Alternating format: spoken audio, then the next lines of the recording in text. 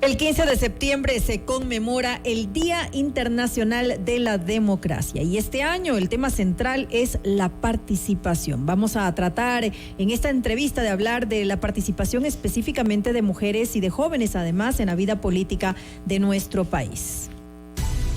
La noticia requiere profundidad. En Notimundo están los protagonistas de la noticia. Así es, vamos a hablar de este tema tan amplio que es la democracia. Está con nosotros ahora mismo en nuestros estudios la doctora María José Calderón. Ella es directora ejecutiva del Instituto de la Democracia del Consejo Nacional Electoral. Doctora Calderón, bienvenida a Notimundo. Buenas noches. Buenas noches, gracias por tenerme aquí. Gracias por su tiempo. Empecemos, meditando un poco la importancia que tiene para el país la democracia. Gracias. ¿Cuán importante es este valor cívico? Quiero recordar además que cumplimos 40 años de retorno a la democracia y para nosotros el Instituto de la Democracia es realmente fundamental el hacer este ejercicio de memoria, de recuperación de valores históricos y de por qué es tan importante y qué se ha ganado en estos 40 años. Participación de mujeres en política, de jóvenes en política, inclusión de minorías. Y es un poco esa la reflexión que hacemos el 15 de septiembre, Día Internacional de la Democracia, sobre lo que es participación. Uh-huh. ¿Qué enseñanza podemos sacar del ejercicio democrático, del convivir de una sociedad en estos 40 años que hemos retornado? Les traje algunos datos interesantes, un poco para que reflexionemos y veamos cómo ha ido cambiando la política. Les doy un ejemplo. En el 2017, en las elecciones presidenciales, se presentó la candidatura más joven desde 1948. Un candidato de 34 años. ¿A qué dignidad? Presidente, las elecciones presidenciales del 2017. Las elecciones presidenciales. ¿Qué es lo que nos indica? Que sí hay una esperanza en la juventud. O sea, nosotros tenemos la idea de que los jóvenes realmente están súper desinteresados de lo que es la política. Pensamos que la noción de política está vinculada a la política partidaria, que es evidente, es real. Los procesos democráticos se fundamentan en los partidos políticos, pero que es muy desprestigiada entre los jóvenes.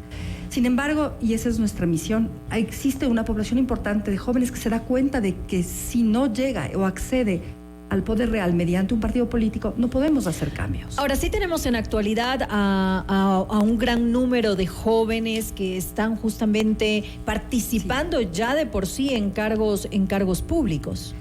Así es, tenemos un total, una estadística interesante, de las autoridades electas recientemente, aquí en las elecciones del 2019, 27% eran menores de 35 años. Tenemos el candidato que de hecho fue electo vocal de junta parroquial de 18 años. Más esto en las últimas elecciones. Así es. Eso indica que tenemos, uno esperaría más. Tomen en cuenta que el padrón electoral, la mayoría del padrón electoral, o sea, diga usted voto facultativo, incluyendo jóvenes, son casi el 60%, de 16 a 35 años. Usted cambia una elección si tiene el voto de los jóvenes. ¿Podemos hacer un comparativo tal vez con elecciones anteriores? Realmente sí, tengo en este momento, así de memoria, no tengo la estadística específica, pero sí les puedo comentar que la participación de jóvenes ha sido constante en la última década. O sea, sí hay un aumento, paulatino, pero aumento. Al retorno a la democracia, nosotros vivíamos un momento convulso en el país. La institucionalidad del país dependía de otros factores, que se fueron consolidando poco a poco hasta el momento de las grandes crisis políticas que vivimos en la década de los 90, por ejemplo. Entonces, ¿qué pasó ahí? ¿Cuál es el papel preponderante de los jóvenes en ese momento, de mujeres y del sector indígena? Esto cambió la historia del país. O sea, uno no debe voltear la mirada, ¿no es cierto?, a nuestra historia como una memoria oscura, ¿no es cierto? El haber tenido 7 presidentes, en fin, en un proceso muy tenso, en una década muy tensa, que desembocó finalmente en asamblea constituyente y en lo que tenemos ahora. Entonces, con este sistema político, ¿qué podemos hacer? Y eso es lo que nosotros queremos o nos estamos dando cuenta ahora y debemos promover. La participación de mujeres, que es solamente en los últimos años que ha ascendido realmente, y en el caso ecuatoriano es por ley. Y es la ley de la paridad, realmente también fue un paradigma para la región. En América Latina, solo Bolivia comparte con el Ecuador. Claro, son paridad temas obligatoria. Son temas que nosotros rescatamos, por cierto, la participación de los jóvenes, la participación de las mujeres, pero tenemos una asignatura pendiente como es la reestructuración de los partidos políticos, que son los canales precisamente a través de los cuales se manifiesta la democracia y probablemente lo que ha pasado en los últimos 10 años es una suerte del debilitamiento del sistema de partidos políticos. ¿Qué hacer con ello, doctora? Eso es correcto. Hay dos hipótesis. La primera, desgraciadamente, tenemos un diseño institucional complicado, una ley, un código que realmente debe ser reformado. Al Código de la Democracia se refiere. Correcto. Si uno se fija en los candados que pone el mismo código, hay una correlación directa entre algunos de esos candados legítimos, por último, y el debilitamiento de los partidos. Los partidos tienen que fortalecerse, hay que hacer un mea culpa también internamente dentro de cada uno de ellos, o sea, ¿qué estamos haciendo mal? ¿Por qué los jóvenes no llegan? Que no es tan así, porque hay partidos que tienen movimientos de jóvenes que son muy, muy activos, pero el discurso debe cambiar, porque la sociedad cambió. Entonces, llegar a un joven con una doctrina muy particular de un partido puede ahuyentar a la militancia tradicional. Y otra cosa que es súper importante que debemos reconocer entre los partidos políticos es los procesos de democracia interna. Cuando hablamos de participación, es porque estos sectores que tradicionalmente estaban olvidados, finalmente tienen una voz. Y estos sectores quieren ser escuchados. Entonces, no es que yo sé que es por ley que tenemos que poner hombre, mujer, sino que también debemos escuchar que tiene voces indígenas, voces de comunidades LGBTI, afros, etcétera. Es decir, la sociedad es muy compleja y los partidos deben escuchar esas complejidades. Y el tema de democracia interna que acaba usted de tocar también está en la ley, pero no se lo cumple.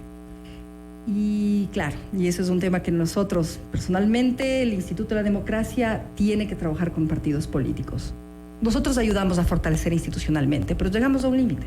Los partidos tienen autonomía, son autónomos de decisiones de todo. No podemos castigarlos, sin embargo, ellos sí entregan todas sus estructuras para fortalecer esa democracia interna. Tenemos problemas de institucionalidad, se desinstitucionalizó el país, no se respetó la división de poderes, por ejemplo, y eso, ¿cómo vamos a hacer para recuperar?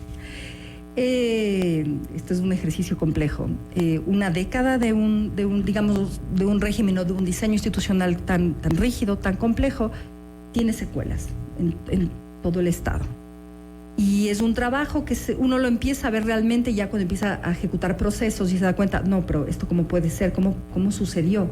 Es donde uno debe recuperar, a ver dónde estamos, cuál es el mandato, esto dice la ley, esto dice la Constitución, pero además lo hacemos porque está bien, porque es importante para la democracia.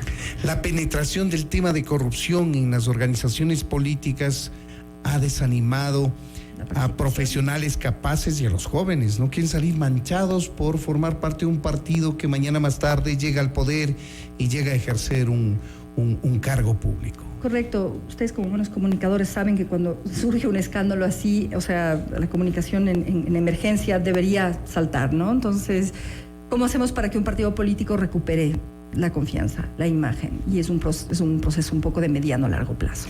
¿Qué pasa, por ejemplo, con la participación de las mujeres?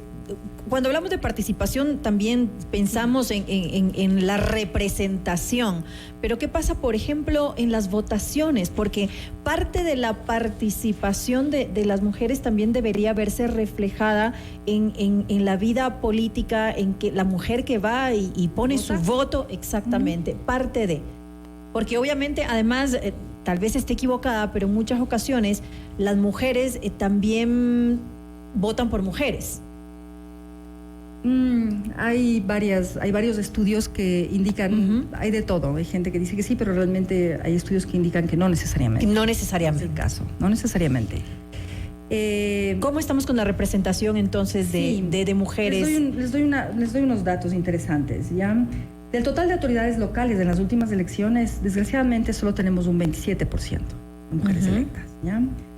De mujeres ya electas. Mujeres electas, así es. Las concejalas que tiene mayor cantidad de de escaños de elecciones ya definidas, es del 31%. Todas las concejalías a nivel nacional son mujeres, la mayoría. Hay algunos GATS que de hecho tienen la mayoría mujeres. Y eso es muy interesante. Lo ideal llegar al 50%. Al menos la paridad anhelada. Tuvimos un descenso en estas últimas elecciones en la asamblea de 1.1%. Es un porcentaje que aparentemente no es importante, pero sí indica un descenso. Quiere decir que no se... la paridad se respetó, pero sin embargo en el momento de elegir, cuando las listas son abiertas, no tuvimos esa opción. Doctora... Y eso es, perdón que te interrumpa, pero ese es el problema institucional, está en la ley. O sea, no podemos cambiar la forma de la lista, sino, si me entienden, porque está escrita de esa forma. Entonces eso sí beneficia, ahí dices, bueno, ¿y dónde está la participación? ¿Cómo hacemos que todos seamos equitativos, iguales?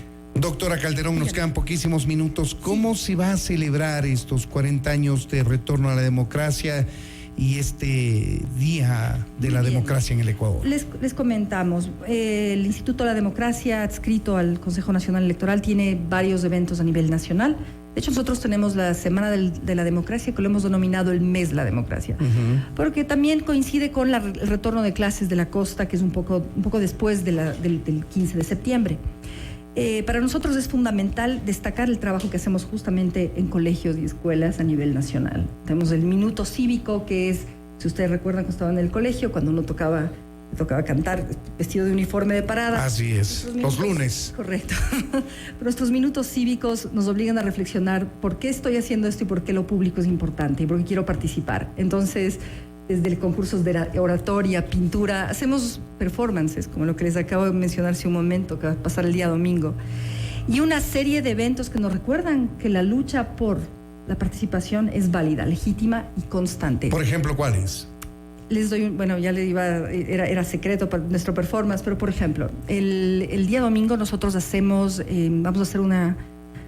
vamos a montar la matanza el 2 de agosto. Ajá. Entonces tenemos todo, equipo profesional, trajes originales, tenemos la colaboración de Fuerzas Armadas. Ambientados a la época. ¿Y eso dónde lo van a hacer? En el recreo. Es secreto, pero bueno, es interesante que lo vean. Aquí no se preocupe, nadie se va a enterar.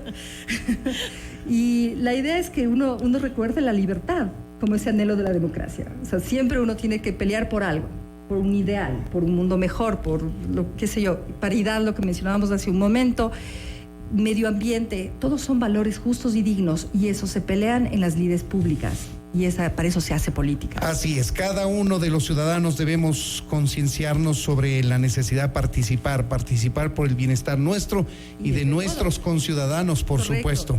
Y solamente esa participación va a hacer que vayamos involucrándonos más en el quehacer político, en el quehacer público, y podamos hacer más fuerte a la democracia para nuestro país. Tenemos me olvidé, solo para terminar, tenemos el Festival de Cine Ojo de Pez, que es a nivel nacional. Lo hacemos en este momento en colaboración con la Casa de la Cultura, que nos ha dado algunas de las películas. Entonces tenemos todos los temas a nivel nacional que se tratan y que tienen que ver con democracia, con estas luchas que mencionamos. ¿Esto está dirigido a todo público o algún sector especial? Tenemos jóvenes, tenemos películas específicas para universidades, tenemos para colegios, tenemos para distintas comunidades y organizaciones de la sociedad civil, etcétera. Pero es público y es para todos. Y finalmente hacemos nuestros conversatorios, que son un poco más, diga usted, en un público académico. El nuestro será en la Flaxo, de una vez les invito, donde vamos a lanzar además la estadística electoral de los últimos 40 años. Qué interesante. Es genial. Todos ustedes, amigos oyentes, invitados a celebrar el Día de la Democracia, los 40 años de retorno a la misma en nuestro país. Queremos agradecer a la doctora María José Calderón. Ella es directora ejecutiva del Instituto de la Democracia del Consejo Nacional Electoral. Doctora, muchas gracias. Muchas gracias a ustedes. Buenas noches. Buenas noches. Esto es Notimundo, amigos, siempre bien informados. La información actualizada minuto a minuto, ahora también en imagen a través de FM Mundo Live.